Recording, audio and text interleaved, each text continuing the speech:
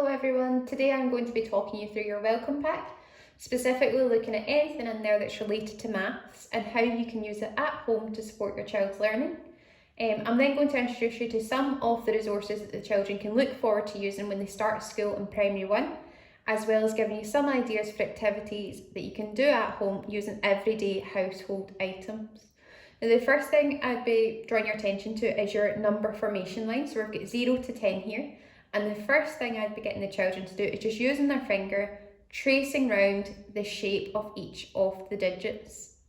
Once they've kind of got used to using their finger with it, start writing it on paper or on a whiteboard. And we've included these for you in your number pack or your maths pack. And all it is some little rhymes to get the children used to the formation of the number. So you can see this one down here, the number 3. I've traced it with my finger. I'm now going to write it.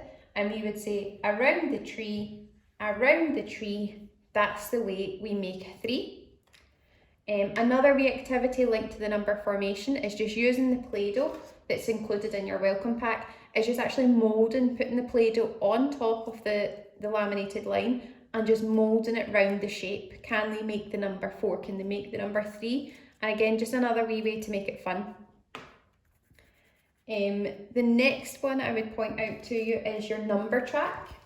So on this one we've got 1 to 10, so we could start off counting up the way. So 1, 2, 3 up, or we could go backwards from 10 all the way down. For this one as well, you could just be saying, can you find me the number 5? Could you point to it? Could you find me the number 9? What number comes after 9? What number comes before 9? And just having a discussion with the children with that. Linked to this one, in your number pack you have these cards. So we've got numbers 1 to 10 and they've got cubes on them so the children can count them.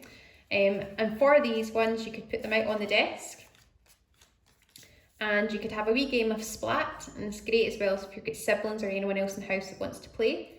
And for this one you might call it a number, so for example the number 8, and the child would say Splat. And if they recognise the number 8 and they identify it correctly, they would get to keep that number. If not, it goes back down on the table. And the idea is, at the end of the game, the person with the most cards would win. And that's a great chance to have the conversation of, how do you know you've won? Well, can you count how many cards you have? Why have you won? Well, you can say, well, if I've got 6 and you've got 4, number 6 is bigger than number 4. Linking on to that, you've also got loads of songs that help with the learning. So you've got 10 green bottles, 5 speckled frogs, 1, 2, buckle my shoe. There's loads on there if you have a wee look online, and the children will enjoy singing them as well. Continuing on with the number track, you could have some activities like, can you show me the number 6? So on your number pack, there we go. We've got make me the number. So you might pull out one of those cards, or you might just point to something on your number line. Can you show me the number 3? So I've got 1, 2, 3. You could use cubes for that one. You could use your Play-Doh again. So you could have 1, 2, 3. You could even have some toys in the house as well. So 1, 2, 3. So can you show me it? Pasta is another great one. We love pasta in school. You could have them use pasta. Can you show me 5 bits of pasta, 7 bits of pasta? Or even go on a colour hunt around the house. So you could send them off with a card and say, can you find me 5 toys that are green? And see if they can go and find them, and that's bringing in your colour awareness as well.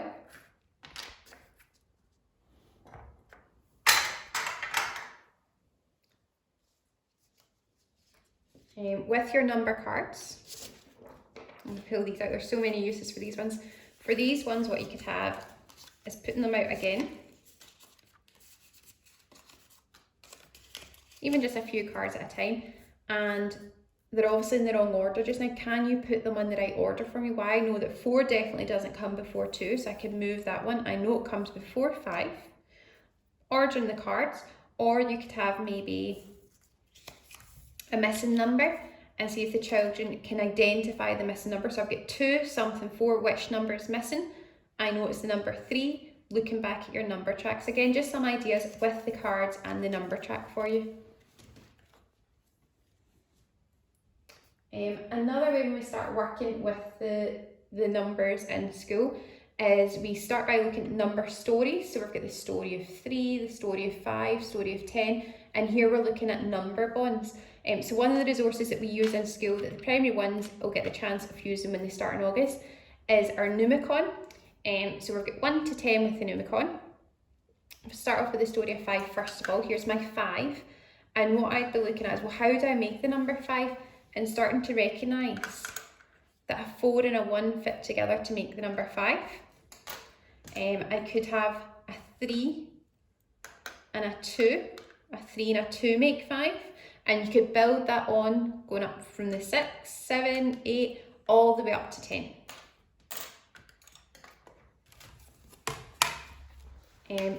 Linking to the Numicon, something else we use in school is a tens frame, and these are fab. So we're going to be using number 10 as the example today. And it's how can you make the number 10. So these 10 frames, you can see we've got 2 rows of 5 on here. They're red on one side and blue on the other. If I turn these over. Okay, so you can see I've got 10 red and 0 blue. So 10 add 0 makes 10. Next one, if we turn one over, you can see, well, I've got 1 blue and I've now got 9 red. So 9 add 1 is 10. So loads of ways of doing this. In your welcome pack, we've also got the lovely ladybird. And the same thing can be used for this one. So you could possibly pull out one of your cards. Let's see the number 4. How many ways can you make the number 4? And using that Play-Doh again. So you would build the number 4 first of all. So here I've got 4, that's my number. How can I make the number 4? So I could have 1 on this side and 3 on this side. So 3 add 1 is 4. Or I could have 2 add 2 is 4. And again, you can make that more challenging just by increasing the number. But just another way to use the cards and the Play-Doh. Again, when you've got the ladybird out, you can have a conversation around it. So how many legs does the ladybird have? Well, it's got 1, 2, 3, 4, 5, 6. How many eyes does it have? And have the conversation. Well, what number would come after the number 6? What number comes before the number 2? Just another wee conversation you can have with them. Going back to the tens frames, I said I was going to give you a couple ideas that you could use in the house. Something you could use in the house for this is, we've got some Jaffa cakes. So here's our 10 frame here. So you can see on this one, we've got 10 Jaffa cakes and just turn them over. So 9 add 1 is 10. Turn them over again. So you can see 3 add 7 is 10. 6 add 4 is 10. So it's serving the same purpose as the tens frame over here, but just something you can do in the house as well.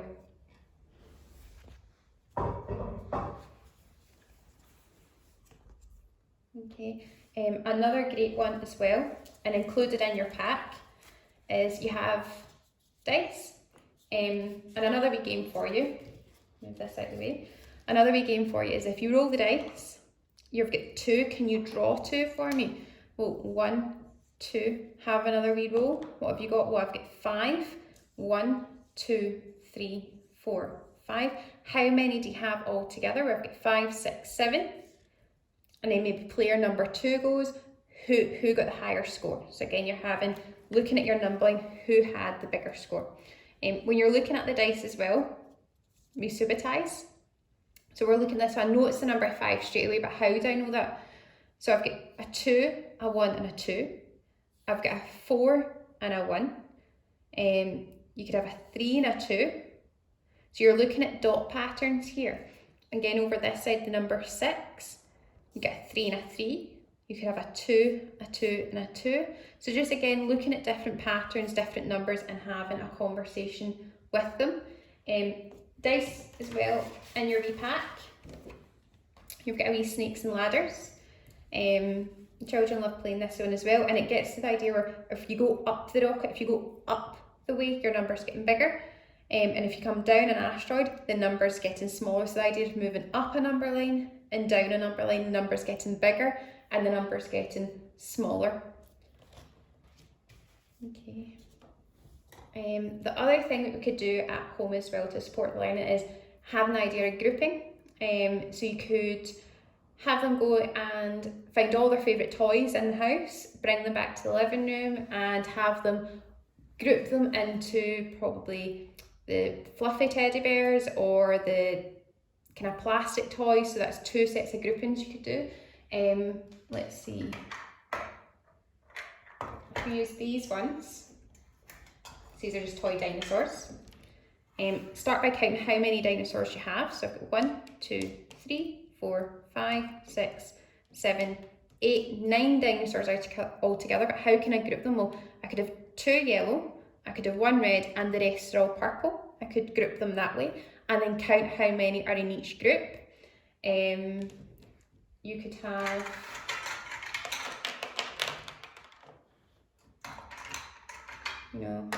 lining up your teddy bears.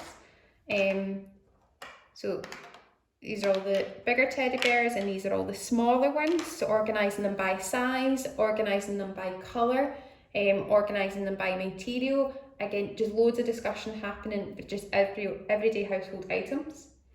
Linking to the grouping as well, you could maybe start talking about, well, can you put them in order from the shortest to the tallest, or the tallest to the shortest, the lightest to the heaviest, or the heaviest to the lightest, just introducing the vocabulary to them.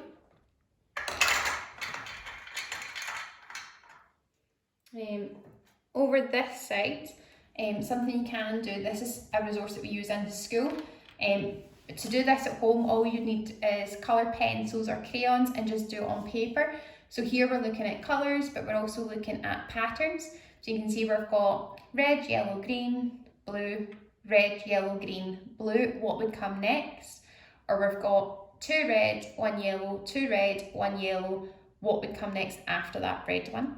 Or down here, we've got green, 2 blue, green, 2 blue, green. So can they continue on the pattern? Just do it on paper, coloured pencils, coloured crayons. You can also change this one slightly and do it so it could have maybe circle, triangle, square, circle, triangle, square. What one would come next? Just introducing some shape vocabulary to them. I mentioned earlier about pasta and how we all love pasta. Over this side, you can make patterns just with these. So you could have different shapes of pasta. So 2, a 1, 2, a 1. What would come next? We mentioned lengths. It's easy with pasta. Okay, having a look. Which one's shorter? Which one's longer? Okay, see if they can tell the difference.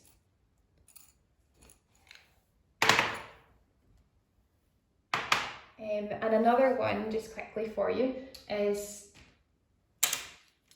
dominoes. Now, dominoes are really easy to make, even if you don't have any in the house. And what we would be doing with these ones is, on this one, I've got 0 here, add on 3. How many do I have all together? So 0, add 3, 1, 2, 3, I've got 3. Over this side, how many do I have? I've got 1, 2, 3, 4. I've got 4 on this side. Add on 1 on this side. How many do I have all together? I've got 1, 2, 3, 4, 5 all together. So just a few wee ideas of different activities you can do at home with the children. Maybe some of them you might want to dip into over the summer and continue with it again at home once they start in August. I hope that's been helpful today. I'm looking forward to seeing all the children when they start in August, and I hope you all have a lovely summer.